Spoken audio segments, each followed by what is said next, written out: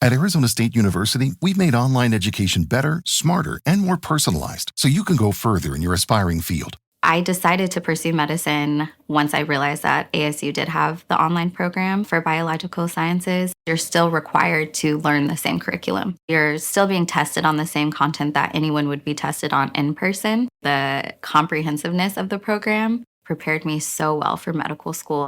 Explore over 300 programs at asuonline.asu.edu.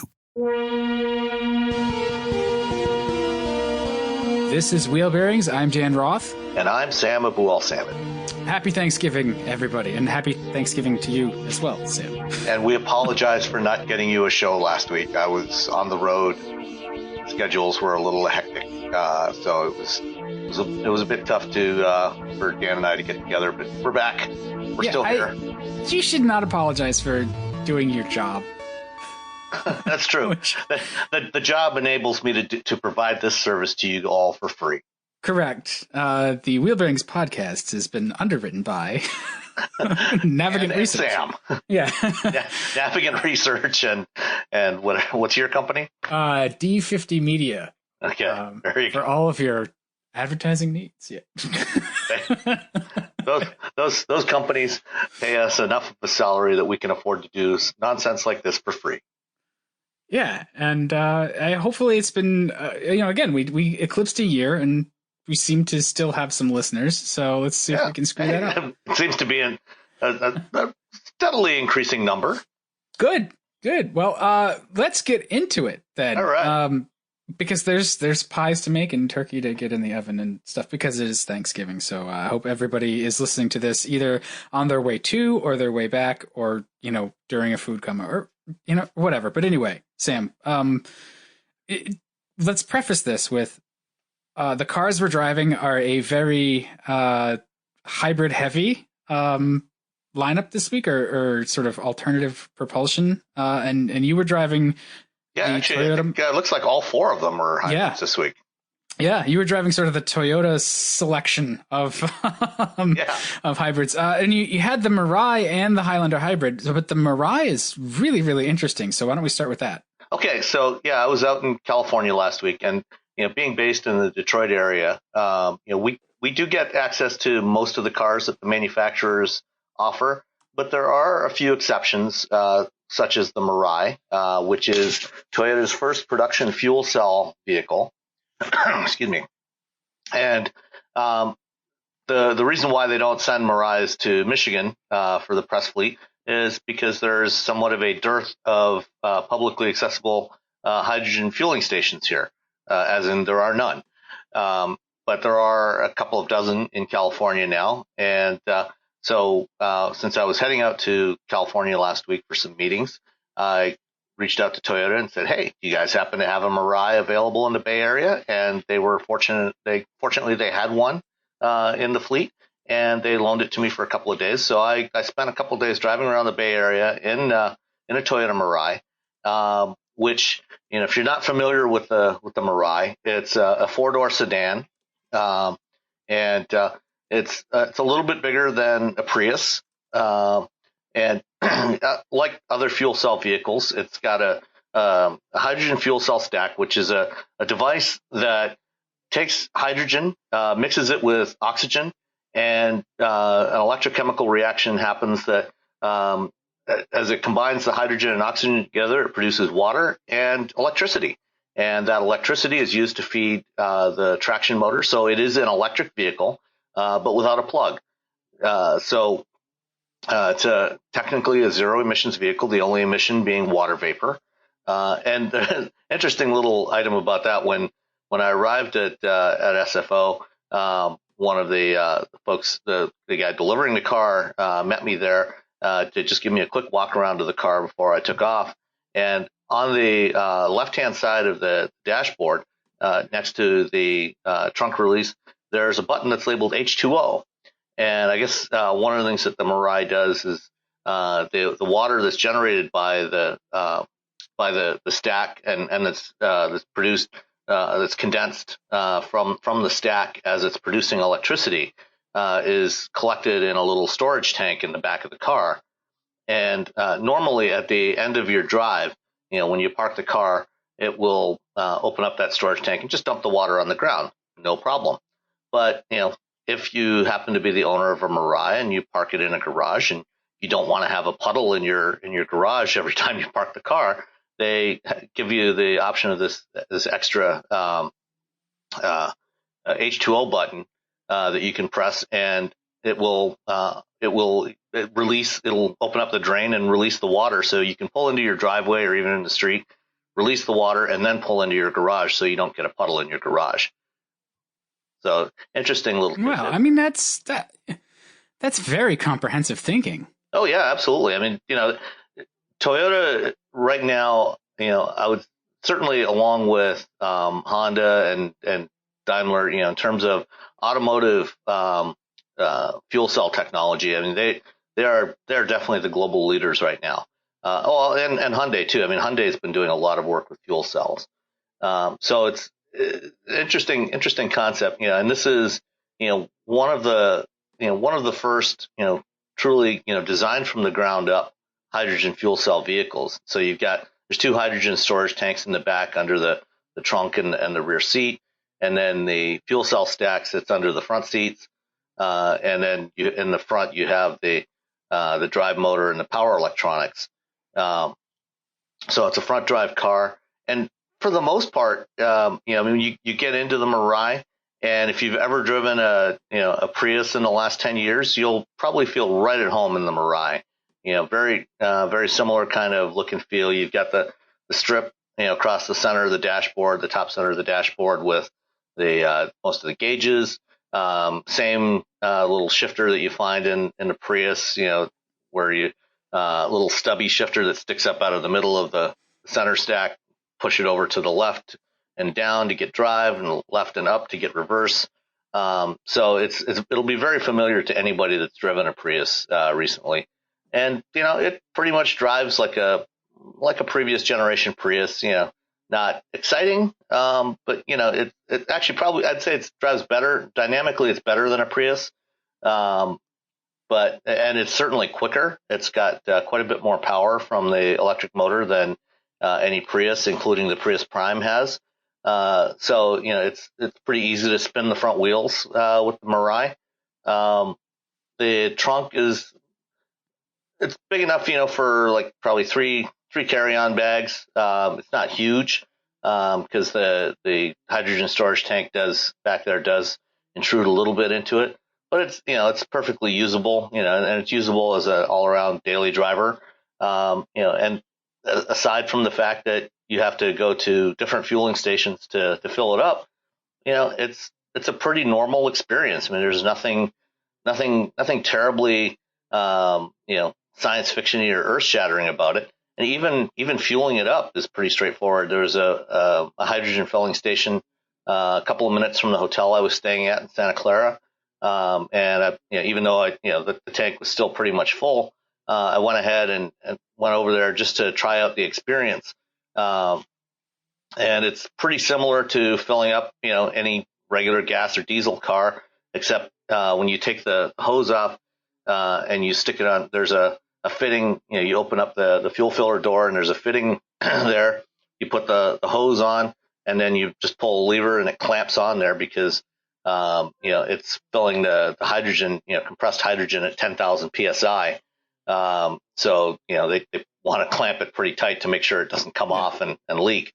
But other than that, and the nozzle itself is kind of cold. When you grab the nozzle to put it on, it feels kind of cold because of the gas in there. But right, I was gonna say that's thermodynamics. That's air conditioning. Exactly. as the pressure drops, it's gonna absorb heat. How long did it take to fill up? Well, like I said, it was probably about 7/8 full already. So it didn't, I only had it going for a minute or so just to see what the experience was like. With if you've ever driven a CNG car, compressed natural gas car, it's fairly typical. As it starts to get near full, it slows down the fill rate, so you don't overpressurize the tank or anything. But generally, it takes about 5 to 7 minutes if it's empty, or near empty, to fill the tank. So it's about the same as filling a gasoline car. The biggest difference is just the price of the hydrogen, which right now is about $16 a kilogram in California. And that's equivalent to about a kilogram of hydrogen is energy equivalent to about a gallon of gasoline, but it's about 3 times as efficient. So, it's roughly, equivalent to driving a car, that equivalent cost per mile is probably about $5 or $6 a gallon. I mean, that's in California, that's probably a little easier to swallow. Where gas is $4 a gallon anyway, because of taxes and everything else there. It's not that much more, but it is more expensive. And of course, the Mirai itself is fairly pricey. It's $57,000. But you can buy one, without having to lease it. You can actually own it outright if you want, or you can lease it from Toyota. And it's generally, I had no real complaints about it. I mean, it's a fairly, it's not the prettiest car in the world. Let's say that. There's that aspect to it. Yeah. Yes. And it is only a 4-seater, because the way the things are configured in the back, there's a center console in the back. So there's only room for 2 in the back seat. But it's roomy enough. There's plenty of headroom, plenty of leg room in the back seat. But other than that, the experience is pretty normal. I mean, there's nothing too outrageous about it. So I think that's actually the most outrageous thing, or the biggest point is it's still pretty exotic technology, more so than hybrids. Yeah. Well, I mean, this is technology that was invented in the 1960s for the space program. Right. It was created, to power the Apollo moon missions, to provide electricity for the spacecraft that went to the moon. And, GM was the first one to create a fuel cell vehicle with the Electrovan in the 1960s. They took the fuel cell system that was designed for the Apollo mission and installed it in a Corvair van. And that was the first prototype fuel cell vehicle ever. Yeah. And they've been working on fuel cell technology ever since, and making it lighter and more efficient and reducing the cost. And actually, in fact, as I said at the beginning, all 4 of the cars we're driving this week are hybrids, and in fact, all the fuel cell vehicles that are out there are also hybrids, because since they're electric, what they do is they'll typically put a small, like a 1 to 1.5 kilowatt hour battery in there, same as you use in other hybrids, to do regenerative braking and recapture some energy during braking. And that helps increase the overall efficiency. And it also helps to, fuel cells, in terms of their power generation, they're most efficient when they're producing steady state electric power. Right. Having the battery in there, helps you shave off some of those peaks and gives you better efficiency.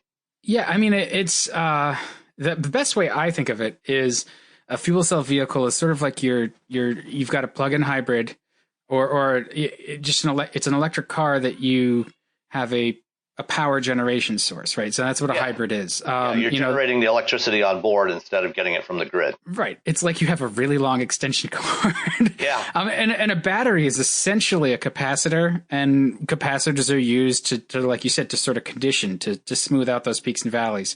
That's oversimplifying, but if it helps you understand it, that's how I think of it, because it helps me relate to the world in my own strange way. But yeah, I think the biggest thing for me that sticks out is like how normal the experience is and how refined it is, to the point where you're not driving something that feels very experimental at all. And infrastructure is lagging both electric and for something like the fuel cell, or even CNG. Much more so for the fuel cell. I mean, at least with a plug-in vehicle, and I don't want to call, and particularly when we're talking about this, I don't want to refer to it as electric, because a fuel cell vehicle is electric. It's generating its own electricity in real time, as opposed to getting storing electricity that was generated at a power plant somewhere or from your solar cells on your roof or somewhere else. So the fuel cell system, is typically lighter because it can be refueled so much more quickly. One of the applications that we're likely to see for fuel cell vehicles going forward are more likely to be for larger vehicles, and particularly for trucks. Like Nikola is a startup that's developing a fuel cell powered truck. Toyota is actually testing a couple of fuel cell powered semis at the Port of Long Beach, using the technology from the Mirai installed in a Class 8 tractor, to do zero emission vehicles, because you can refuel those in a few minutes as opposed to right. Much longer periods of time to recharge them, and we'll get to recharging trucks a little later on in the right, show. But it's very appropriate. I mean, it seems like from what that sounds like, it scales a lot better than something like a hybrid powertrain. Yeah, absolutely. I should say sort of like a gas battery powertrain. Right. Or a battery. Yeah. At least with a battery, even though, there's limitations on public charging infrastructure, worst case, you can always plug it into your 110 volt outlet at home and charge it. It's just going to take longer, but you can still do it. You don't have that option with hydrogen. You're basically stuck with whatever infrastructure you can find. I mean, you can make some sort of like homebrew electrolysis setup to generate some hydrogen. Yeah, and Honda has been showing some stuff, over the years, and they've had some prototypes that they've shown of a cogeneration system, for the home that uses natural gas, reforms natural gas to generate hydrogen for your car, so you can fuel your car at home, and then also generates heat to heat and power your house, and also to provide electricity for your house. See, and that's actually very clever, because that's the best way to get hydrogen. The most efficient way is to do it from petroleum or natural gas. That's actually the way most hydrogen today is produced, is as a byproduct of petroleum refining. Yeah, I mean, you can crack water if you want, but yeah. Well, and actually, as solar becomes more cost efficient, then electrolysis actually becomes a more efficient process as well, or a more affordable process. So, if you can use solar or wind to do electrolysis of water, then it becomes more straightforward. Yeah. So it sounds like there's a much brighter future for this, where this is almost like two divergent paths. It seems like we're running very fast toward electrification of battery electric. I got to train myself toward battery electric versus the fuel cell, where to me the benefits of the fuel cell seem like you're using smaller batteries. Overall, it's lighter, and right there you have efficiency gains. It's more like the current experience of refueling, and to actually retrofit our refueling infrastructure is maybe simpler with hydrogen, because you're sort of dealing with the flammable gas or liquid anyway. Maybe it's not. The equipment we use for liquid fueling is not compatible with gaseous fueling. But you do need new stuff. I mean, you can put it in the same locations, right? And that's what I'm thinking is, like, with the electric recharge, or like a battery charging infrastructure, you need like transformers and 480 volts, and or maybe more. Right. And so you basically need a transformer yard for your station, which even that's getting to the point, though. I mean, the work that Tesla has done with superchargers, the supercharger stations are relatively compact, but the next generation of this stuff, is, because the power levels are going up, they're definitely you're going to be looking at more space requirements to do this stuff. And again, we'll talk more about that later. But overall, I think where we'll see more use of fuel cells, and like, for example, where GM has talked about using fuel cells, starting with their first production program in 2020. They've been working with Honda to commercialize their fuel cell technology, and their first program in around 2020 is going to be in some larger vehicle. So it'll probably be in something like a next generation Suburban. They'll probably offer an electric version of that with a fuel cell, And that'll probably be, one of those 20 electric vehicles that they're talking about doing in the next 6 or 7 years. So we'll keep sort of seeing this nibble around the edges of what's already established. And maybe it'll feel like it comes out of nowhere when hydrogen gets, or when fuel cells get a little bit more mainstream. Fuel cells are one of those technologies that's been 5 years away for the last 25 years. Right. like so many others. And in fact, actually, the very first review I ever wrote for Autoblog Green was actually of a fuel cell car. It was a Ford Focus fuel cell that Ford loaned me for a couple of days back in the fall of 2006, and that was the first review I ever wrote. And it's funny, coming back around, there's still not many more fuel cell cars today than there were in 2006. So how does this in 2017 stack up against 2006? I know they're two different cars, two different companies. Yeah, I mean, that was much more of a prototype system.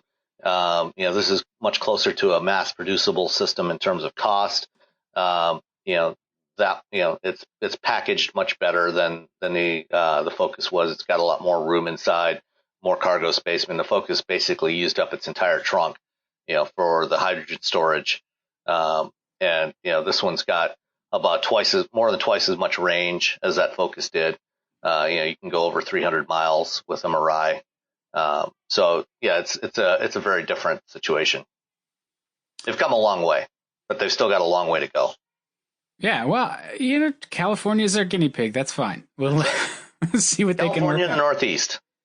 Yeah, I mean, to us hippies up here, us communists in the Northeast, we get all those blow over emissions, so fine. And I actually really like EVs without the engine. So if there's some other way of powering it, I think it's actually a really nice sort of serene driving experience. And now that I'm becoming an old man, I like serenity. But you also drove the Highlander Hybrid. Yeah. So before I left for California, I was in the Highlander Hybrid, which if you've ever driven a Highlander, big, relatively large, mid to large size crossover family vehicle with Toyota's hybrid system in there. With an electric motor on the rear axle, and then their standard hybrid setup on the front.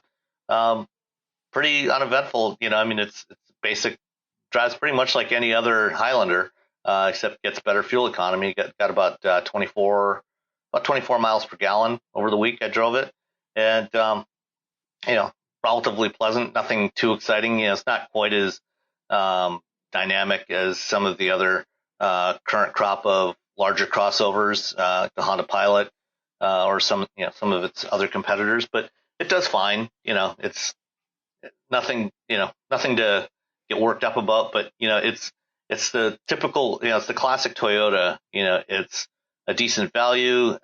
It's almost certainly going to be incredibly reliable. It's going to get you where you need to go, offer you plenty of room and features, and just do it without while staying out of the way. It's not going to do it. It's not going to get you worked up in a good way or a bad way.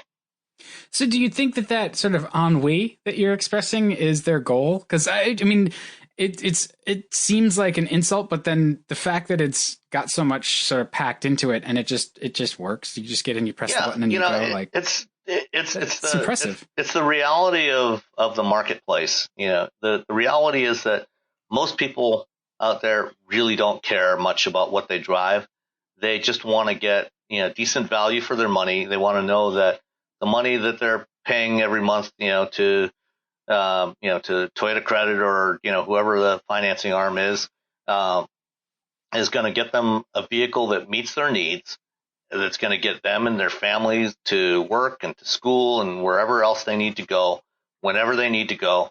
They're going to get in there, they're going to press the start button, and it's going to start, and it's going to run, and it's never going to or almost never going to be problematic.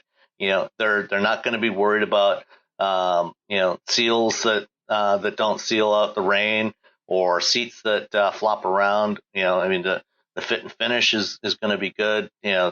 the car is not going to fall apart. They just want to know that they're going to have reliable transportation whenever they need it. And Toyota, I mean, the reason why Toyota is as big as they are is because they deliver on that promise.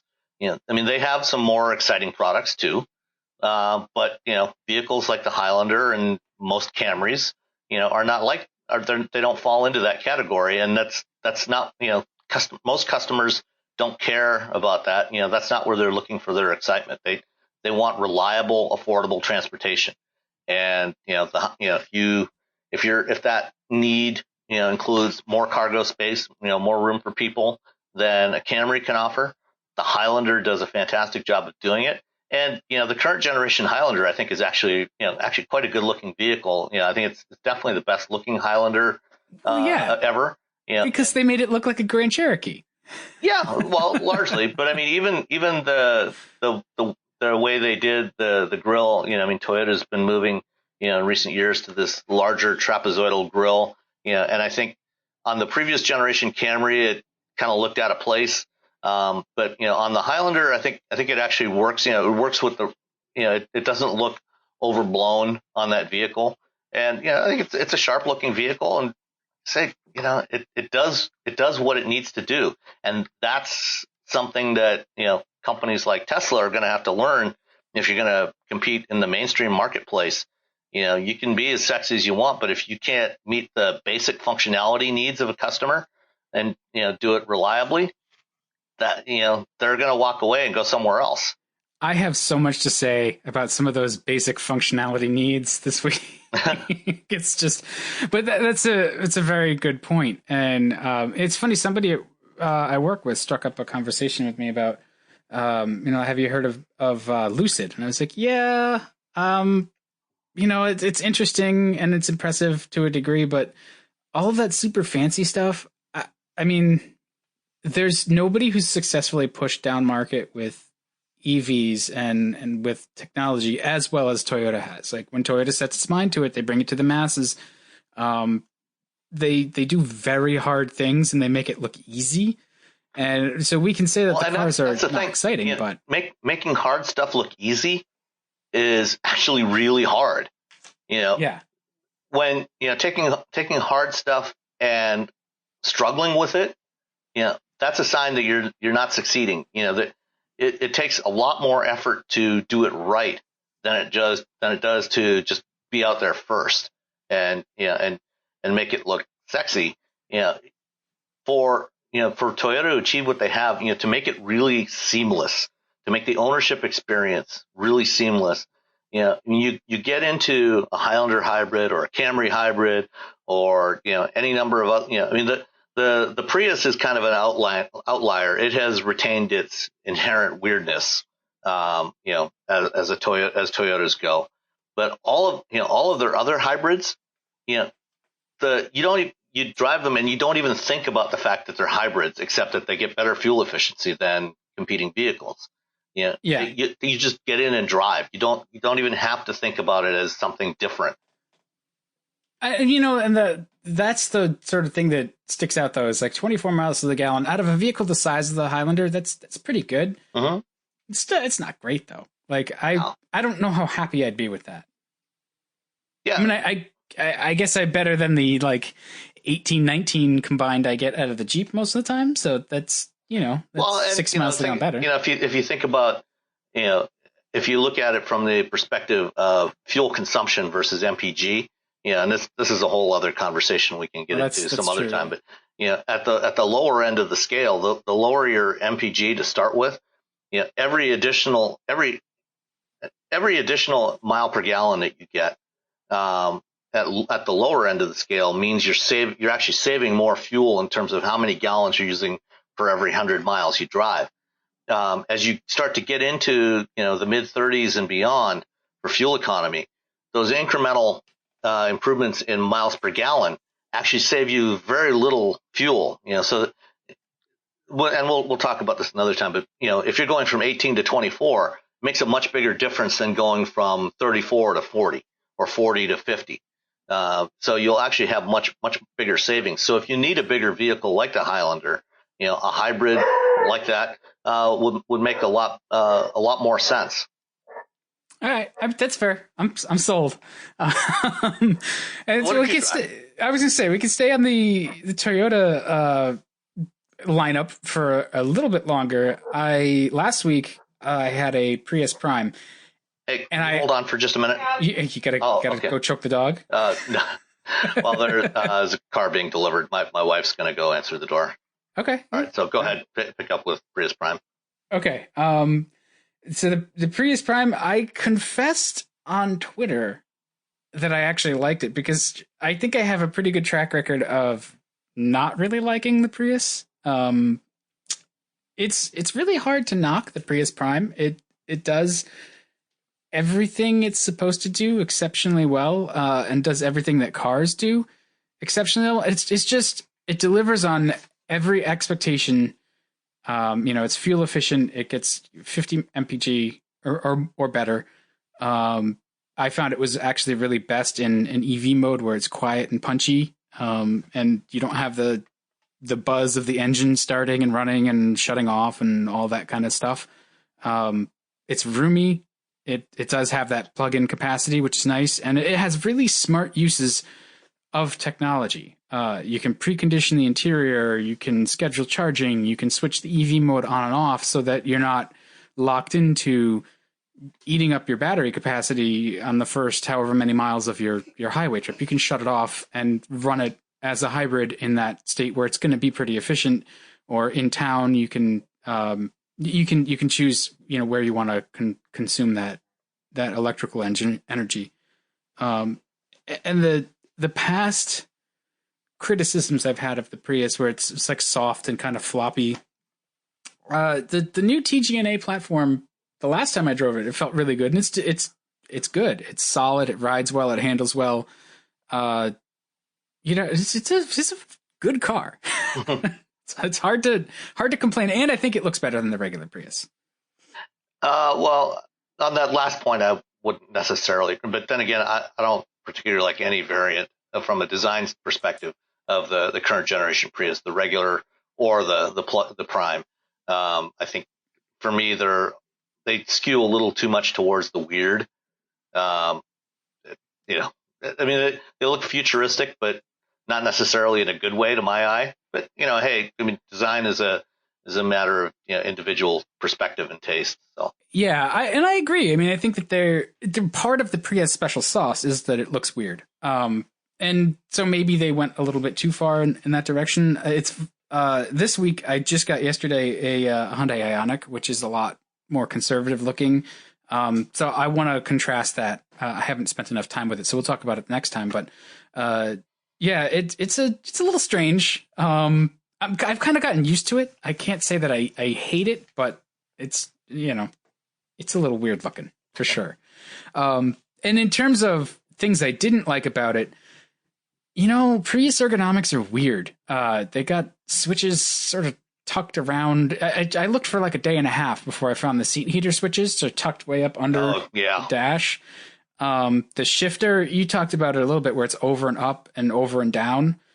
I didn't like that. Everybody's trying to redesign the shifter, and that's that's a design that Toyota's used on the Prius for a couple of generations now. So I mean, actually, I think that basic concept even goes back to the first generation Prius from '97. So, I still don't like it. Yeah, no, I agree. I don't particularly like it either.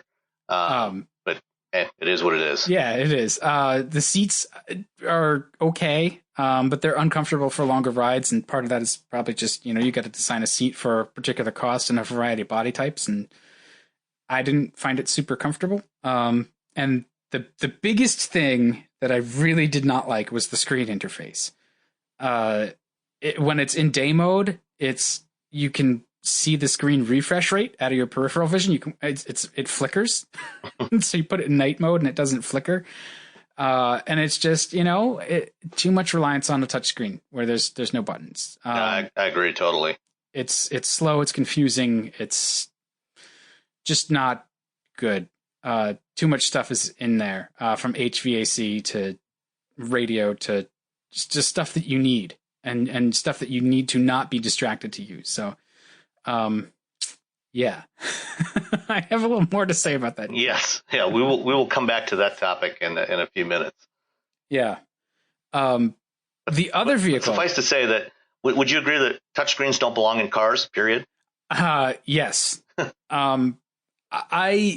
I'm hardening my position on that. Because you can argue like, oh, sometimes they're okay. They work well for this. They work well for that. Obviously for nav, it's hard to come up with an alternative that's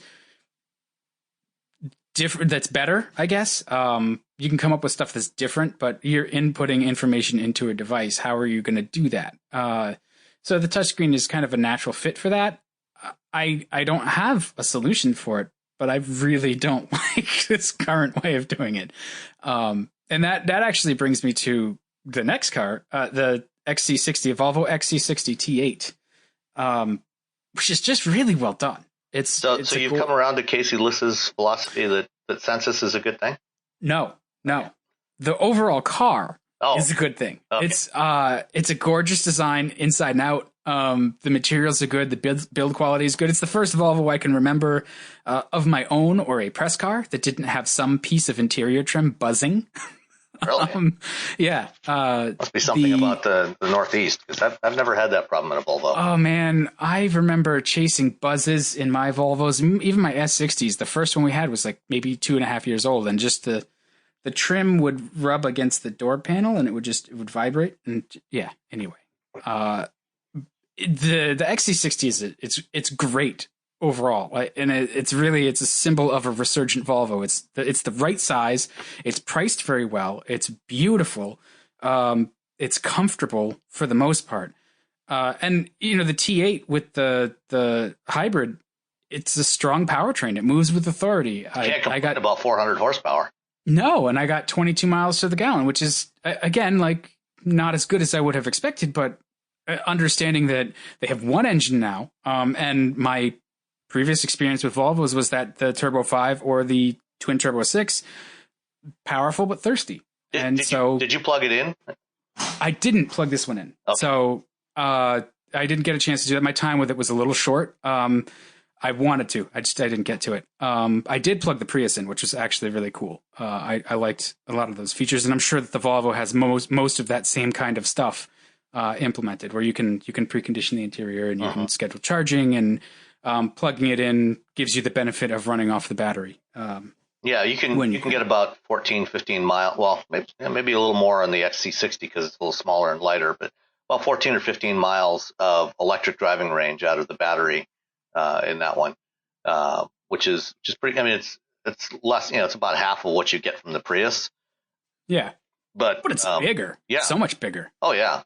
And the XC90 T8, is similar. I was getting about 14 miles of electric range out of that. So, if you do have one of those and you keep it plugged in at night, so you've got, 14 miles of electric driving, your overall average of just gas mileage, is going to go up pretty dramatically. I mean, you're definitely going to get up into the 40s and beyond, if you factor that in versus your as a proportion of your total mileage. That's true. And that's fair. And I think if you were to own one of these things, that's certainly one of the reasons you'd want to buy it, is because you have that battery. Otherwise, there's no point in buying, right. The downside for me for charging is I don't have a garage. So I've got to string 110 out to the cars, which is, if it rains or snows or something, it could be great. You energize the whole surrounding, the whole lawn has just got potential. One of these days, I'm going to get an electrician in to install a 220 line to my garage and put in a charger. That'd be great. I would love that. I would like a garage first. Well, you can always install one on the side of the house. Yeah, that's true. They have them. Most of them are designed for internal or exterior use. So that's true. You know what? I can have some of my film electrician friends. When we used to, back in the day, we would get a tie-in when we were running all tungsten lights. They consume a lot of current. So if you were to shoot in a house, basically you'd get a tie-in, so you go around the fuse panel, just tie in directly to the 100 amp service. Lovely. Yeah, but because possibly go wrong. That's why you have the electrician come down and do it. Exactly. and they can tell you whether you got 220 or 110 and all of those things. But I can have someone come out and do that. Real guerrilla shoots, you grab a set of jumper cables and do it. Not what I suggest. But yeah, the XC60. Dan is a trained professional. Do not try this at home. We use LED lights now and fluorescence. So yeah, I don't have problems with Kino flows. They plug into 110. No big deal. All right, so back to the Volvo. Yeah, back to the Volvo. It's very comfortable. It's very confident. It's a really well done sort of mid-size SUV. It's what Volvo should be doing. I'm really pleased with it. I was actually impressed. It starts at like 52, which is really aggressively good pricing for a vehicle. Is that for the T8? 52 for a T8 or for the not the T6? Let me shoot. I had the sticker around here. I think that's maybe just for the T6. So what I was driving was the T8 Inscription, which was about $17K above. It was a $72,000 sticker. But still, when you consider, it's competing against an X5. X5 hybrid's going to be about that price, maybe more, and you're probably not going to get as much value.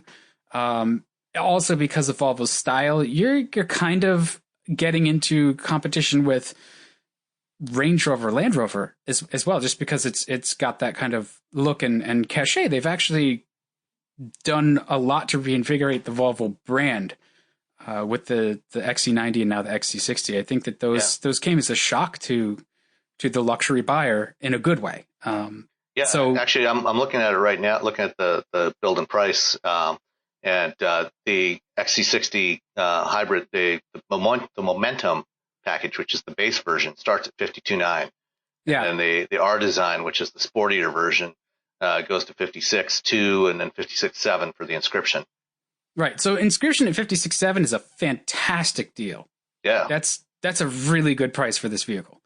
And like 52 is, I understand we're talking over $50,000 for a car, and that's pricey. But yeah, as you said, when you look at the segment, I mean, you're talking premium SUVs, and actually even mainstream SUVs. You start looking at some even like a Chevy Traverse.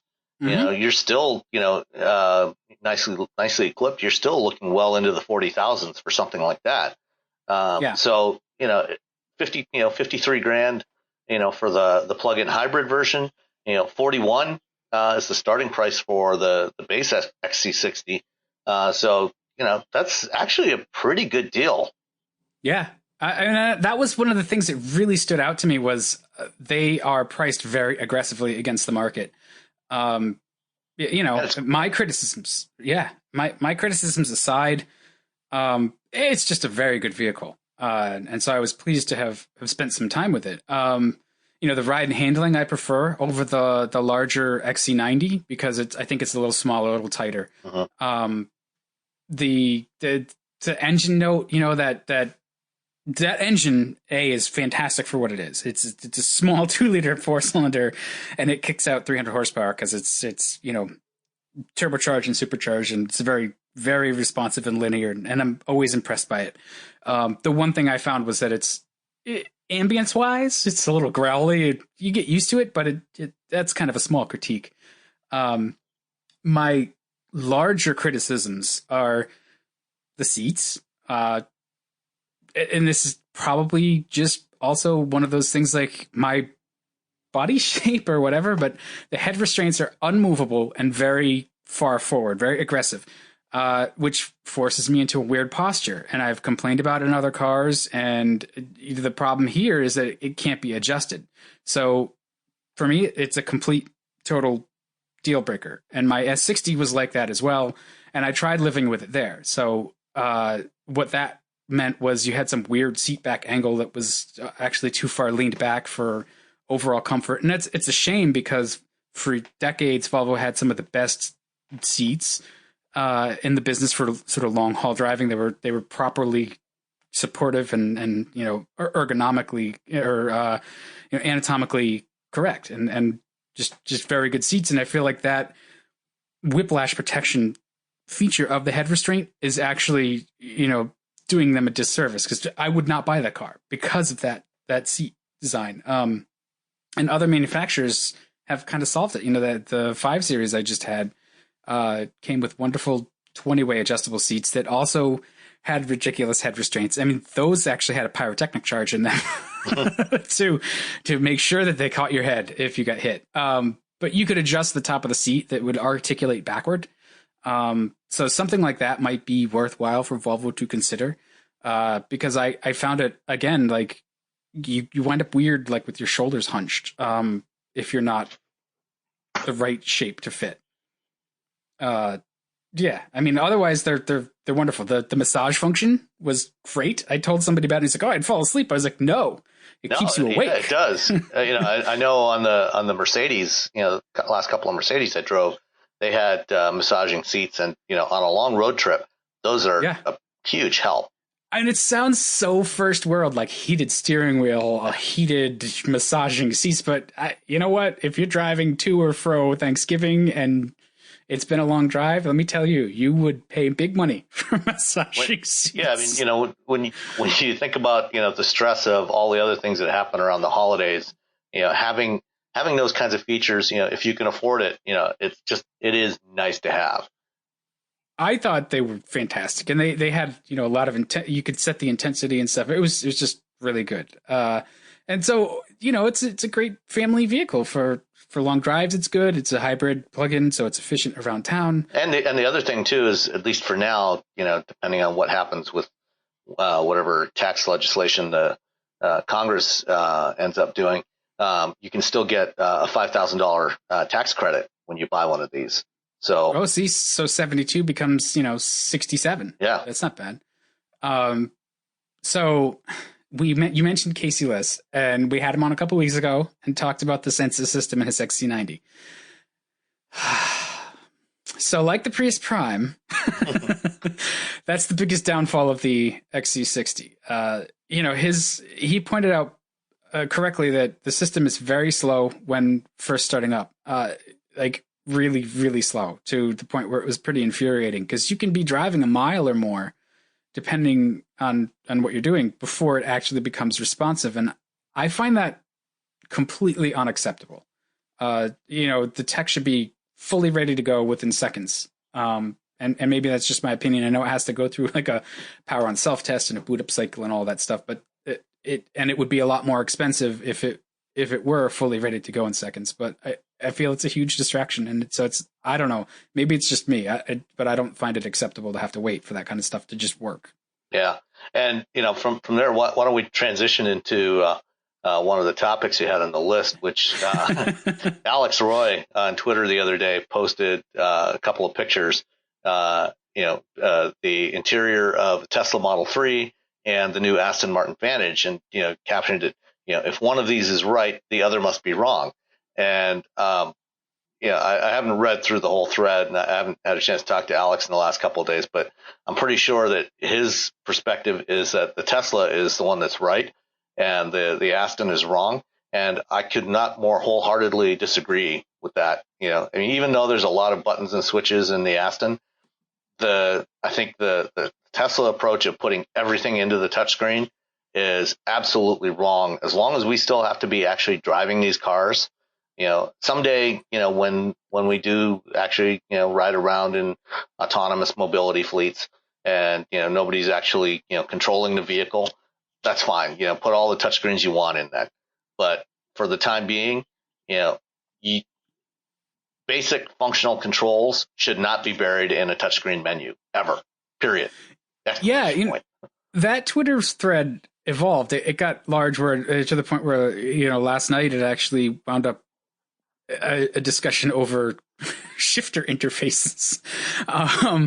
But it's true. The touchscreen is really, really distracting. And I don't know a better way to put that kind of stuff in the cars and have it be, the right price and the sort of have all the functions and the actual reliability and stuff they get out of it. So I get it. I get why it's there, but I'm surprised to hear you say that you think that the touchscreen would be his preference. I understood to be the Aston might be his preference with sort of more dedicated functions on single switches and stuff.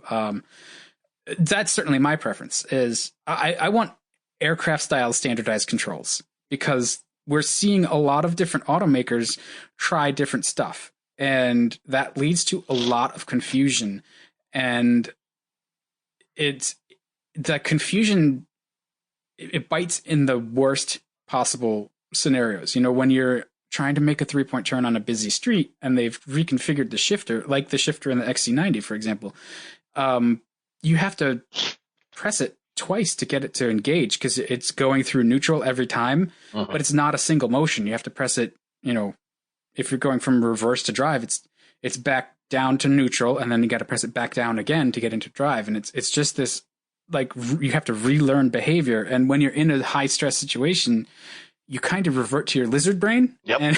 And so those things that you've learned over decades, now you have to relearn. And that's where you're going to introduce the potential for pretty bad errors. It just seems so easy to not do that kind of stuff, and just understand that people are trained a certain way and programmed a certain way. And if we could standardize controls, I think it would, you'd know what to expect in every car. And I don't see it ever happening, but and the shifter thing went on for a while, to the point where the new GM, I think it's in the Terrain, the GMC Terrain, it has like 6 buttons for shifting. And GMC is not the first to do that.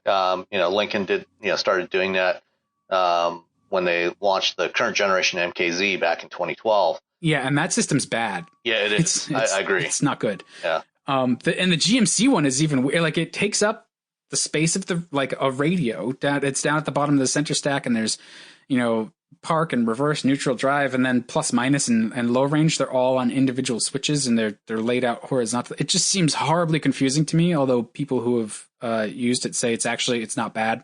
And that, it's sort of easy to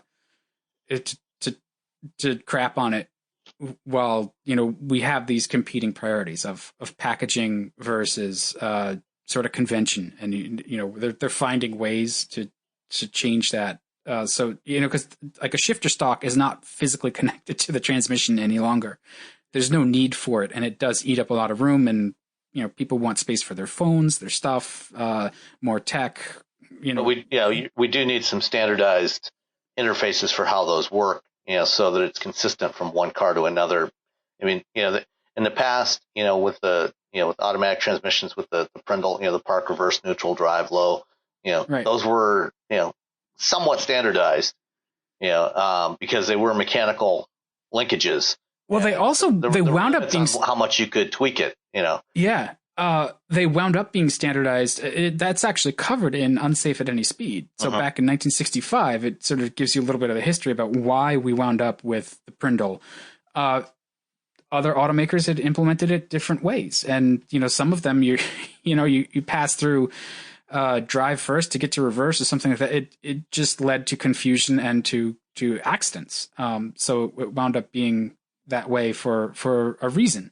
The earlier push button transmissions in the 50s and early 60s, they had their own issues, where you couldn't be sure that the car was actually engaged in park and stuff like that. So it's just this weird full circle thing. But yeah, touchscreens are not a thing I like. Yeah. I like them less every day. I totally agree. So like, when you first encountered a touchscreen, what was your sort of first, and I'm sure this is years ago now, but what was your first sort of reaction to it? At first, it seemed kind of cool, in a techie kind of way. But as, the more I used them, the more I realized, that they just, they didn't really work very well, in the car environment. It was just not a good interface, especially, in the early days, because they tended to be so much slower than they are now, and less responsive. You had resistive touchscreens as opposed to the capacitive touchscreens that we have on our phones and that are increasingly getting used in cars. So they were often unresponsive. and of course, the interfaces, designed, in cars, have often been, just atrocious. The graphical interface, they've often been really bad. And part of that is because, every manufacturer wants to have their own unique look, so that you get into a car, you see the interface, oh, this is a Ford, this is a Mercedes, this is a BMW, and the drive to make them different often resulted in them being worse. And whatever you may think about, Apple CarPlay and Android Auto, at least they're consistent.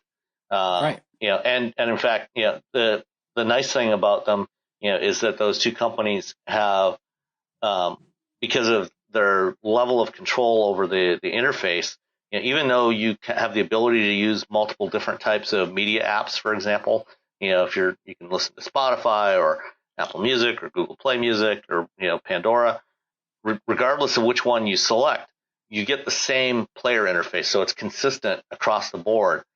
So it takes the content and presents it with a common user interface. Same thing with all the other aspects of the system. And so I think that's definitely a step in the right direction. But, I still, the problem is, while those systems can be used with non-touch interfaces, like in the Mercedes or BMW, they're not optimized for a control knob type of interface.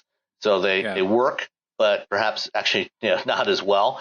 So counterintuitively, I actually like the control knobs better. The iDrive, Mercedes Command, the Mazda style controllers that compared to a touch interface. But they don't always they work, but they're not quite as elegant with those smartphone projection interfaces. Yeah, and it's not something that's going to be solved real quickly, but because it's like some people have different preferences. I, for instance, don't like swipe or pinch controls. It's just not my thing. But I found that I actually really liked the gesture controls in the BMW, which I was very surprised by. But figuring out what to put into the touchscreen shouldn't be this hard. HVAC does not belong in the touchscreen. No, it's because I found in both the Prius and the XC60, it felt like minutes to figure out where the thing I wanted was, how to adjust it. And in the meantime, I'm barreling down the road. It just felt really unsafe. And for a company like Volvo, who's set their reputation on safety, that seems very wrong to me. And safety is pretty popular across the board now. It's a big concern. So it just seems like we're talking about making cars with all these active safety systems, and we're also actively distracting the crap out of drivers, which is and I think something that'll help a lot is, as we get better voice recognition systems, Nuance, who does most of the embedded voice recognition systems that are in cars today, they've made a lot of progress on connected voice recognition systems. So, the big advantage that Google and to a lesser degree Apple have with their voice rec, that's in Android Auto and CarPlay, is the fact that they're connected through the cloud. And so they can do something a lot closer to natural language recognition. So it's a lot less frustrating to use most of the time. And so that helps a lot. So you actually don't have to touch the screen. If I want to listen to, to a podcast, when I'm driving in a car with Android Auto, I can just say, okay, Google, play Accidental Tech Podcast in Pocket Cast, and it'll play it. And I never have to touch the screen. Right. Or so if I want to navigate somewhere, say, okay, Google, navigate to the Renaissance Center. Oops. Sorry, my phone recognized I don't know if you picked that up or not. That's awesome. My phone responded to that command. And sorry for anybody who's driving in a car with Android Auto and listening to this. I apologize sincerely.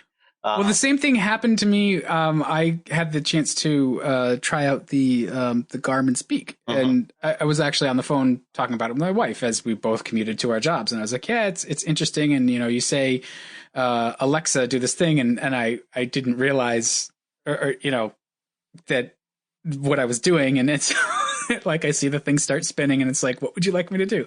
And I was like, oops, I just woke it up. Yeah. Well, what Nuance is doing though is they're doing a hybrid system, because they recognize the fact that there are going to be times when you may lack connectivity, so they'll have a cloud connected component, that if you have a good connection, it'll go out, it'll send your whatever you say to the cloud, interpret it, and then execute the command, which is what Google and Apple do. And then if you don't have a good connection, then it will do a subset of that locally on the device. And that's over the next year or two, as basically almost every new car is going to have connectivity built in. We're going to see that implemented on more and more new cars, and I think that'll help a lot to get us away from having to actually use the touchscreen interface. And that's unfortunately with Tesla, that's one of the things that because they want to do as much as they can in house, and vertically integrate everything. There's a lot of places where they actually don't have very good strength, and this is one of them. So using any of this stuff in a Tesla is problematic at best. Well, and I understand being sort of integrated, but that's stupid because Nuance has such a head start on you, and other companies doing the same stuff. Like, don't be dumb. Buy it from the supplier. Make a deal. Yeah. The issue I see with that is if you've got the connectivity in the car, that's great until it's a used car or it's a few years old and you're done paying for it. And then you have another subscription to keep up. So, Well, and again, this is one of the other trends that we're seeing is that, in order to make sure that cars are connected so that they can start supporting things like over-the-air updates going forward, most manufacturers are now starting to price in the cost of basic data services into the bill of materials, into the purchase price of the car. So most of the time now when you buy a new car, you're in many cases you're getting as much as 5 years or more of basic connectivity included in the price of the car, so you don't have an additional subscription.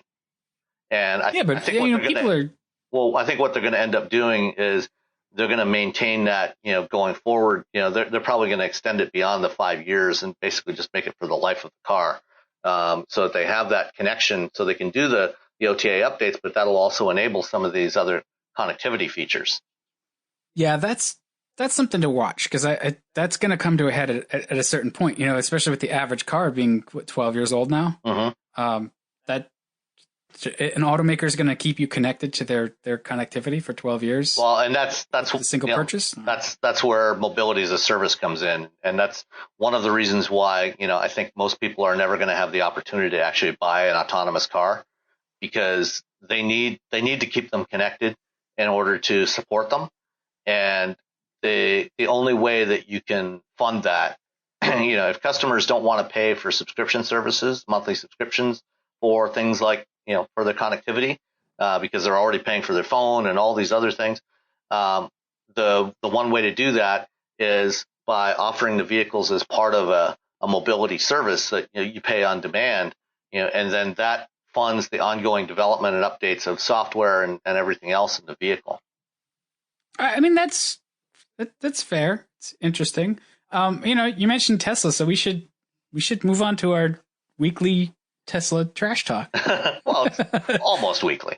Okay, so it's been a couple weeks now, but in the meantime, they came out with a semi-truck and a Roadster, and they have tried to successfully distract us from the disaster of the Model 3. So, yeah, I mean, those are some good jumping off points. Yeah. So while I was in California last week, in Northern California, Tesla was down at their design facility, adjacent to the SpaceX factory, showing off, the semi truck that Elon's been teasing for a long time now. And then they rolled out a surprise, after showing off the electric semi, they rolled out the next generation Roadster. Which, yeah, and one more thing. Look, our newest vaporware. Yes. Well, as it happens, they're really both vaporware at this point. The Roadster. I was one of the first people outside of Tesla to get to test drive the Roadster back in January of 2008. The they brought in the 4 buff books, and then I was the first online writer to get to drive it. And I loved that car. I mean, it was a fantastic car, but I mean, it was an electric version of a Lotus Elise. Well, so that's the thing that's one of the things I was talking about in my conversation with a coworker about Lucid. I was like, Tesla is in this place where they've done great things to push everybody. We repeat this every time we talk about it. They've sort of fostered a lot of change, and that's great. But what they're falling down on, and what they should have together by now, is car building. And the first Roadster, it was built by a subcontractor. It was built by Lotus to a large degree. I mean, the chassis, the glider was built by Lotus and shipped over from England, and Tesla assembled the battery packs and the motors and installed those in California and shipped them to their customers. So you would hope that they would have learned more about car building from Lotus, who they have their own challenges with car building, but overall, it seemed like the Model S was really where they came up that learning curve, and they hired a lot of industry veterans, and they got it mostly together. But now, more or less, I mean, they still have a lot of quality and build issues on that car.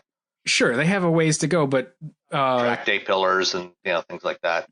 Yeah, those are things that they should have worked out by now, and that should be informing stuff like the Model 3. And I don't necessarily see it. They're investing in these distinct platforms, and they're expecting that each platform is going to fund the next, and profits just are not like that in the car business. Maybe for Tesla they are, but I don't think they are. The original plan, which, as you said, was to start at the high end and get early adopters who were willing to buy into the concept and provide enough revenue by buying these expensive cars. That money would be turned back around, reinvested in the company to develop the next generation, more affordable products, higher volume products, and eventually bring it down market to the mainstream, which is what the Model 3 is supposed to be. Except there was one little glitch in that plan. That whole premise is based on the theory that at each stage along the way, the products you're producing will generate more revenue than it costs to build them. So you have some funds to invest. Yeah. And they've never actually achieved that profitability that they need, despite they're gloating about their gross operating margins. But gross margins mean nothing on the cars. Yeah, which is meaningless, because basically all that is the selling price of the car minus the bill of materials price. It doesn't factor in all the other overhead costs, the cost of running a factory, the cost of developing a vehicle. And the reality is that they have consistently lost money for the last dozen years, and so they've at every stage along the way they've had to keep going back to the stock market to sell more shares to raise more cash to have enough cash balance in order to keep funding the business going forward, or selling junk bonds as they did a few months ago, or taking pre-orders for cars that will be delivered somewhere years into the future, which is exactly what this Roadster is all about. This new Roadster, while it's nice to have, a new Roadster, what they've got is, they've got the Founders Series, which are the first 1,000 cars, which they're pre-selling for $250,000 each, and you have to pay in full, in advance, to get on that list for one of those cars, and then the regular ones will be a mere $200,000 each. And I'm sure that they will probably, sell out those Founders Series cars, if they haven't already, and that'll put another $250 million in the bank. But the problem is, Tesla has been consistently burning, about between $3 and $4 billion a year in cash, negative cash flow, which is not a way to make a sustainable car business or any other business for that matter. Well, and one of the things when you're manufacturing any product is you want to get over that initial hump of, you're going to have some quality issues. You're going to have some things that are going to cost you money. But as you fine tune it, they've been making the Model S for how many years now? Right. So, and they still haven't got it all fine tuned. They should every year be able to make that car, more and more profitable for them as they continue to refine. And you see mainstream automakers do this. That's part of the reason for mid-cycle refresh is you go in and you fix a bunch of big stuff and you give it a little tweak on the styling and off you go. But also every year there are some refinements. going along, and you watch the first couple years of a model there's a lot of differences between that and, the last couple years, 5 to 7 years later. You have to track the changes. Sometimes parts don't fit because they've been swapped out for cheaper assemblies and stuff. And, the suppliers change and all of those things. And that has happened with the Model S to a degree, but yeah, I mean, they've made a bunch of running changes. And this is one of the differences in the way Tesla does things versus most other manufacturers. Most manufacturers, I mean, they will occasionally make some running changes to a part, but for the most part, they have an annual model changeover, and they swap. If they're going to do changes, they do it at the model year change. And they do a bunch of stuff at one time. Whereas Tesla just, as soon as they deem something ready, which is a whole other story, they do running changes, and so they don't have the typical model year changeovers like most companies do. The problem is, they tend to start shipping stuff before it's, other companies would consider it to be ready for production. Yeah, well, and there's a really good reason for doing it at that sort of model year changeover orderly fashion, because what you wind up with is a bunch of cars in the field that are essentially one-offs. They're all slightly different. Mm-hmm. Depending on whether, have they downloaded the update, have they not? Where did at what serial number did we start that change? And I don't know. It seems like a management disaster in terms of just trying to keep that all straight. Yeah, and I think that's one of the fundamental problems with Tesla is management. As much credit as I give Elon Musk as a visionary in terms of moving electric cars forward and making the concept of the modern battery electric car, a mainstream idea that people are increasingly willing to accept, and making more affordable space travel. I think he's actually a really terrible manager. I think that's probably what it is. Like, I don't think he's just running a Ponzi scheme. I think he's really passionate about this. Yeah, I think the things that he says, no matter how crazy they may sound, whether it's the Boring Company or the Hyperloop or going to Mars, I really do believe that he actually believes in all of this stuff, and he is totally committed to it. The problem is, there's a big difference between believing in an idea and actually being able to execute on it. And visionaries are great at coming up with great ideas that they're totally all in on, but at some point you need to bring in the people that are capable of executing those ideas and making them a reality. And more importantly, you need to empower those people. You need to give them the freedom to actually do it. And this is, from everything I've heard from, stories from talking to people who have worked at Tesla, my own experience, with talking to Elon over the years, and from other people that I've talked to, that have talked to him a lot more than I have, he's just not willing to give up that level of control. And well, that's part of the visionary mindset. Like, what I mean is that you saw that with other people throughout history, where you have the personality and the vision, and your trust in yourself is bolstered by the fact that you have seen success.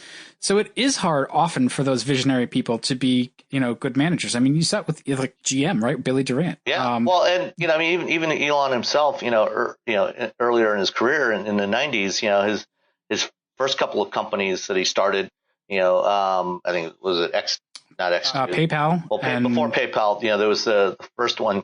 And then PayPal, both of those, he ended up losing control of those companies.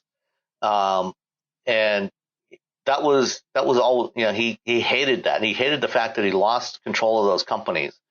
And so, when it came to SpaceX and then Tesla, he has, really tried to retain a stranglehold. And part of that is making sure that he keeps a big enough ownership stake in all of those companies, and that's, this is one of the other issues. Every time, Tesla has to go back to the stock market to raise funds, he personally has to buy a big chunk of that stock in order to keep from his shareholding being diluted. So he owns about 22% or so of Tesla's stock. And when they go out and sell, $1.5 billion worth of shares to raise, to bolster their bottom line, he's got to buy, 22% of that himself, which means that he has personally borrowed, somewhere around $700 to $800 million against his own shareholdings, using his own equity as collateral. So he personally, as an individual, has borrowed this money from banks to buy these shares to maintain his own equity level in the company. And I think that's problematic. I think at this point, the company, he needs to step back a little bit and, let some people that really know how to run things, take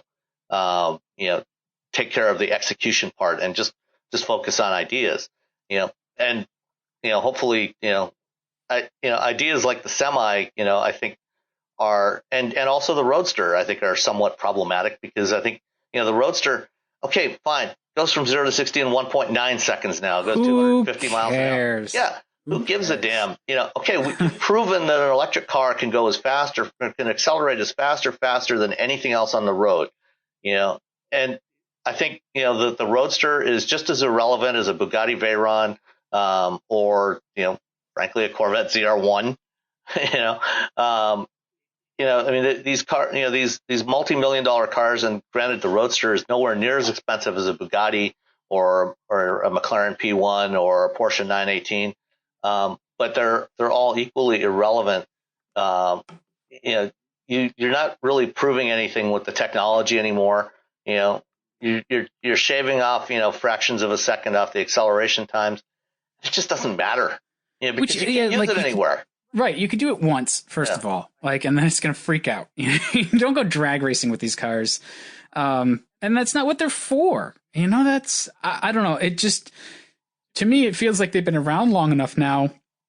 They've got enough practice at this that they should stop being stupid and trying to, reinvent the wheel, build a good, solid $25,000, $30,000 electric car that gets, 300 miles of range and seats 5 and, is basically a Camry.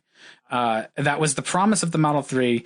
You can't buy the $35,000 version of it. You can buy the $40-something thousand version of it right now.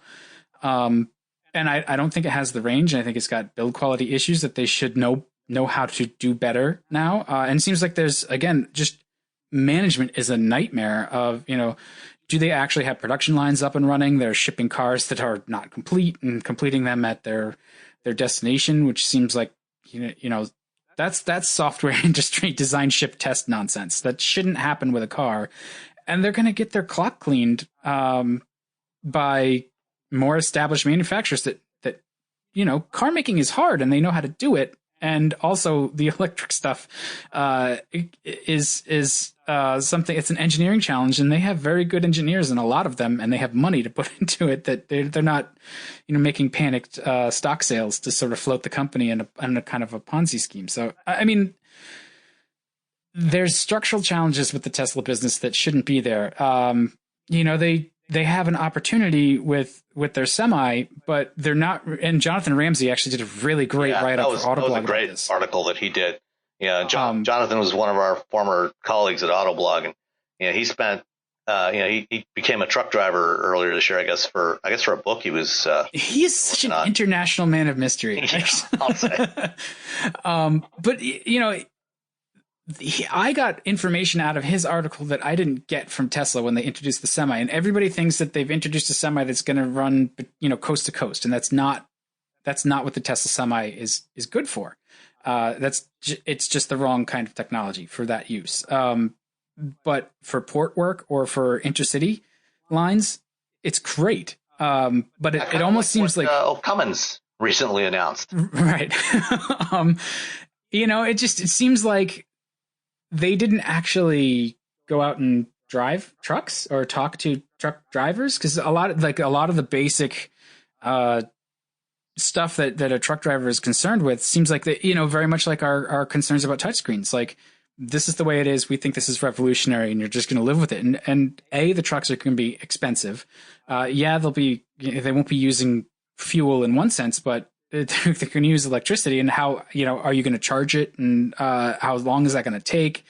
And just practically, the center seating position and the lack of mirrors and the way the cab is set up with all the screens and stuff. Yeah, it looks really pretty in a press release, but that's a vehicle that I think would drive an experienced trucker bonkers. And they're not, company's not going to invest in something that makes their fleet, that much less efficient, when it just takes up time to essentially refuel it by charging, or slows you down when you're handing over documents and stuff. And just a lot of the things that they just seem like big missteps that could have been avoided by like actually seriously doing it and collaborating with the people who are going to use your product. So, and I don't know the whole story, but it feels like it was like, well, we're going to make a truck and we're going to do it the Tesla way. Yeah. It's estimated that, in order to get this, 500-mile range that they promise, that's going to take about a 1 megawatt hour battery. So that's 10 times the size of the battery in a Model S P100. And so 1,000 kilowatt hours. And they also promise that you'll be able to charge it, to 400 miles of range.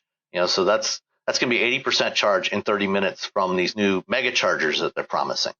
Well, if you assume that it's, a 1,000 kilowatt hour battery, 80% of that, 800 kilowatt hours, that's going to be, and to do that in 30 minutes, you're talking about 1,600 kilowatts charging power to do that. Just for reference, today's superchargers do about 120 kilowatts. So 1,600 kilowatts, is that 1.6 megawatts? Yes. Yeah. Of power. To get 800 kilowatt hours of charge in 30 minutes. And that's for one truck. That's one truck. Yeah. Yeah, you're gonna brown out of town. These mega chargers are all going to be solar. No. Yes. That's what he said. Like, solar powered mega. Where are you going to find a solar farm that large? I mean, and there's no indication of how much these trucks are going to cost. But, if if we assume that, 1 megawatt hour battery, even the best estimates, that Tesla is claiming of where they're going to be, by 2020 with their battery costs are $100 a kilowatt hour. So that's $100,000 battery pack in this truck. I mean, to be fair, if you take out the cost of, a diesel powertrain in a traditional truck, right? Okay, you're looking, probably at least an $80,000 to $90,000 price premium for this truck. Yeah. So what do you think a diesel powertrain costs? I would probably somewhere in the $10,000 range. Really? Just for like a? I mean, I don't even know. Yeah, for like one of those big diesel engines and the transmission and everything. Yeah, that seems low. I guess to a manufacturer it'd be $10,000. Yeah, I mean wholesale cost price. Yeah, probably maybe 15. 10 to 15. Say 10 to 15. Let's say 15. Okay, so even if we go, even if we say 20. Okay, so that's still an $80,000 cost premium. Yeah.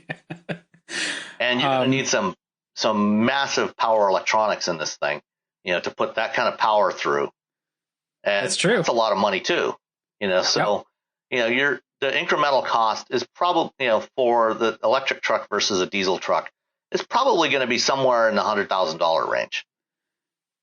Yeah. I mean, and you're going to get probably less life. Like the things with the diesel trucks is they're a known entity. We know that we get 500,000 or a million miles.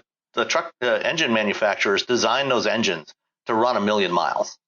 Right. Without an overhaul. And yeah, I mean, I'm sure that, intercity, they probably get that. Maybe port work, they get less just because of the nature of the use. Right. Either or, like they run for a long time. They can be overhauled for, a reasonable fee. And then they go right back into service. It's just, they get a lot of challenges ahead of them, which seems like, again, they've set themselves up for failure in a market that's very particular about the tools it uses. It's one thing to try to set the sort of greater automotive world on its ear, right? The consumer market. When you're taking essentially a professional tool and really changing it, that's very hard to do. And, the whole industry is set up around a certain cost of equipment. I'm not seeing it, but, Walmart's invested, so. Yeah, well, I mean, they promised to, test out some of these trucks. And like here in Michigan, Meijer, which is a chain of grocery stores, that operates in the Midwest, in Michigan and Indiana, and I think Illinois, they've pre-ordered 4 of them, but, for them, it could actually make sense. Meijer is a company that has long, supported, various alternative fuels ventures. All their stores, they have fueling stations at their stores, and most of them have E85 pumps. Many of them have CNG pumps. So if you got a natural gas vehicle, like the one nearest to me here, a couple minutes away from here, has a CNG pump there. So and they have biodiesel, and so they support all kinds of different alternatives, and so they're and a number of their stores have supercharger stations as well. So they're willing to try out different things, and so because they're a regional chain, a 500-mile range could actually work reasonably well for them, and it wouldn't necessarily be as problematic as it would be for truly long haul trucking, like transcontinental trucking, like what Jonathan talked about. So there's, I think there's it doesn't seem to me like this concept is necessarily going to work for the kinds of things that Tesla has talked about. But I think if they stayed more focused and done something along the lines of what Cummins has recently announced, a day cab, where right. The trucks only run 150 miles a day, give the truck a 200-mile range, and it'd be fine, and it would actually probably be really practical. And most of those trucks, they return to base at night. You can plug them in, charge them overnight, and they're back on the road in the morning again. Yeah, it's kind of like knowing your market, and it almost feels like a product without market research. So I don't know. Stranger things have happened, but I just don't. I don't know that the prospects are real good for this, and it all feels like a distraction from what's going on with the Model 3, which is way behind in terms of deliveries, and just that rollout's just not going well. So I think that is kind of like a, hey, shiny object. Yeah. kind of thing. Squirrel. So, all right. Squirrel. Let's jump to beating up on our other favorite company. Uber. Just when things seem to be getting quiet over there. So briefly this morning, or last night, I guess it came out. So Uber was hacked last year, and a bunch of consumer data was stolen, but more significantly, a bunch of driver data was stolen, including driver's license numbers and stuff like that. We didn't find out about it last year because Uber paid the company that stole the data, or whoever stole the data, $100,000 to destroy it. That seems so shady on so many levels. And now Uber is on the hook for potentially hundreds of millions of dollars of liability, because when you have this kind of thing happen, you're obligated to notify consumers, and if you don't, then you're much more liable. So Uber has very nicely set themselves up for some kind of lawsuits or class action or whatever. So good going, guys. Words fail me. I don't know. What's your take on the whole situation? So, what's fascinating about this, is you've got companies like Uber and Lyft and, in other parts of the world, Didi and Getaround and all these other mobility service providers. And, the presumption from a bunch of experts, quote unquote, I can see the air quotes from here. Is that the whole mobility service thing is going to completely overtake the auto industry, in the next 5 to 10 years, and I think in the long term it probably will, but I think it's going to take a hell of a lot longer than the time period that a lot of people are talking about, because of things like this. If we're going to expect people to give up their cars and ride, first of all, take mobility service, mobility on demand everywhere, and eventually automated mobility on demand, we got to make sure this stuff is secure. I mean, there's a number of things that have to be done right. First of all, the technology's got to work right. Especially for automated, the technology's got to work right all the time. And then these systems have to be absolutely secure. And whether it's the back end data, the data centers, where they're storing customer data, or the vehicles themselves, or the connections to the vehicles, all that stuff has to be secured. And if it's not, people are not going to accept this stuff, and they're not going to use these services. And all of the money that's been invested in developing all this stuff is going to be for naught. Uber is a prime example of both over the years abusing the data that they have and not protecting that data, in this case. And so that's a real problem that they're going to have to address. And interestingly, about a year and a half ago, they actually hired two of the preeminent experts in cybersecurity, Charlie Miller and Chris Balasek. Charlie and Chris were the guys that, became most prominently known for the Jeep hack a couple of years back. But they've been doing this stuff for more than a decade. And, some of their automotive research efforts, go back to at least 2009, 2010. And both of those guys last year actually went to work for Uber, in their advanced technologies group. So they were working on the automated driving programs, doing the cybersecurity component of that. Late last year, Charlie left Uber to go first to Baidu, I think. And then earlier this summer, Chris left and he went to Cruise Automation. And now Charlie is also working at Cruise Automation. That's the company that GM bought in San Francisco that's working on their automated driving software. I wouldn't be surprised if part of the reason why both of them opted to leave Uber was kind of what looks like probably a lackadaisical attitude towards data security. And if we don't address this, all this other stuff is going to be completely irrelevant. Yeah, I mean, for me, if I were inside that kind of organization, it would just feel radioactive. Just like this stuff is not. I mean, it's hard, but it's not hard in that sense to realize you've got to pay attention to this. Like, this just seems like they didn't care. And it's not the first data breach they've had. They had the God mode thing a couple of years ago. Like, they are classically terrible with data security, and they're like, that's one of the running commentaries about them is like, they're just, it's another sort of visionary company that's poorly managed. And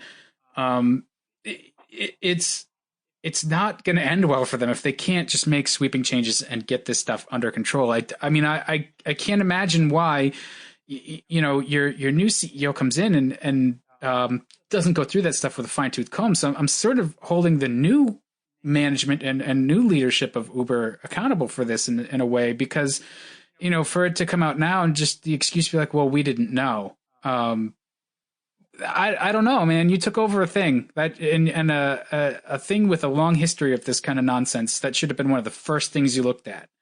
And for that payment to have been made, I mean, that's just crazy. I can't imagine making a decision like that in a professional capacity. It just smells wrong. And all you have to do is just look at the legality of it. You could just Google whether that's legal or not and have an answer. You don't even need to call your company counsel. You can just know that that's going to expose you to so much liability. And it's like another nail in the coffin for this crazy overvalued company that has fostered change. Yes, but just can't seem to actually operate as a business, like a group of grown-ups. Yeah. I don't get it. Yeah. I mean, just imagine if, 5 years from now, there's fleets of automated vehicles, ride-hailing vehicles on the road, and somebody figures out a way into the system and sends a command to 1 million vehicles to turn left now. Right. I mean, imagine what would happen in cities, if all of a sudden 1 million vehicles turned left wherever they happen to be. It's an unlikely scenario, but it's not impossible. And, we need to make sure that it that even if somebody finds a way in, that there are systems in place to recognize that something like that is happening and ignore that. You've got to make the systems as secure as you can and as resilient as you can, because you've got to recognize the fact that a complex system you can never guarantee absolute security in a complex system, and so you make it as secure as possible, but you've also got to make it resilient so that if and when something does happen, that the consequences are minimized. Yeah. And minimizing the consequences does not mean minimizing the PR consequences. It means minimizing the real consequences to the people riding in these vehicles. Yeah, every time there's a problem with Uber, it seems like their PR is damage control and sort of obfuscation versus, contrition, or actually like, hey, here's what we're doing to actually solve this. And so for me, the question that comes out of this is like, how much of that $70 billion valuation is going to get dinged by, hundreds of millions of dollars worth of fines and settlements. And what is it? Well, actually, I think that $70 billion valuation is largely gone now, or a big chunk of that is gone now, because I don't know if you've been following the news, like SoftBank, the Japanese investment company, has been trying to make a big investment into Uber for a while now, and they've been working out the details. Part of it is in exchange for making this investment, they want to minimize Kalanick's future involvement in the company, for obvious reasons. And so there's two components to the investment, because Uber is obviously not a public company, but there's a lot of shareholders right now because a lot of employees have got stock options, things like that. So what the way it's been reported so far is that SoftBank will buy $1 billion of new shares and also make a tender offer for up to $10 billion of existing shares. But out of the price for those shares is going to be at a valuation between $40 and $50 billion, not $70 billion. So, that's like, almost a third off of, their most recent valuation based on their previous funding rounds. Yeah, well, so they've saved themselves some money. Yeah, well, SoftBank has, but that's just, that's an indication of how much the value of that particular company has declined over the past year, as a result of all of these scandals. Yeah, and so that's what happens when you run your company as some sort of like bro culture frat house. Yeah. And I haven't seen any real fruits of the labor of Dara Khosrowshahi. I probably murdered his name. Khosrowshahi. Khosrowshahi. Yeah, there we go. Even like where's the real sort of plan to get out of this? And like I don't see that happening. They're already under scrutiny from a bunch of other states attorneys generals, and I don't know. Well, I think a big part of that plan, or an important first step in that plan, is minimizing Kalanick, and basically, eliminating a lot of the super voting rights that he had with his shares. So I think that will help. And then from what we're hearing, there's a lot of ongoing cultural changes within the company. But that's going to take time. That's not something that turns around overnight. As we've seen with other companies, it's hard to change culture, especially when you've got something that's as ingrained as it was, with the employees that you had there. I think it's going to take a lot of turnover before you can really make those kinds of changes. Because I think a lot of the people that were there that were misbehaving in this way, are probably not going to be inclined to change their behavioral patterns. Yeah, and so really kind of what that means is that in the meantime, other companies are going to either improve or pop up, and they're going to have their lunch eaten. Yeah. So, and it wouldn't surprise me if Uber is one of the ones that has their lunch eaten. Good luck to Uber. Yeah. All right. I think that's about all of the. Well, we did have one Twitter question that actually came in a few days ago or last week, and you could address it since you're the only one of us that has driven the Dodge Challenger GT.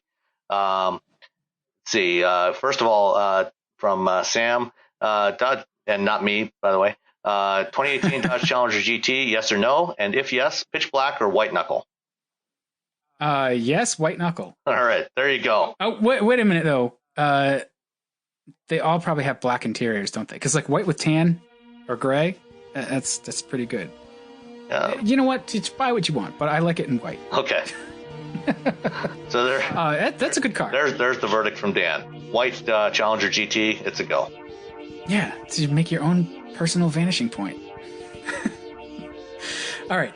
We're gonna take off now for the holiday. So thanks for listening. If you haven't already cooked your turkey, enjoy it however you choose to prepare it, and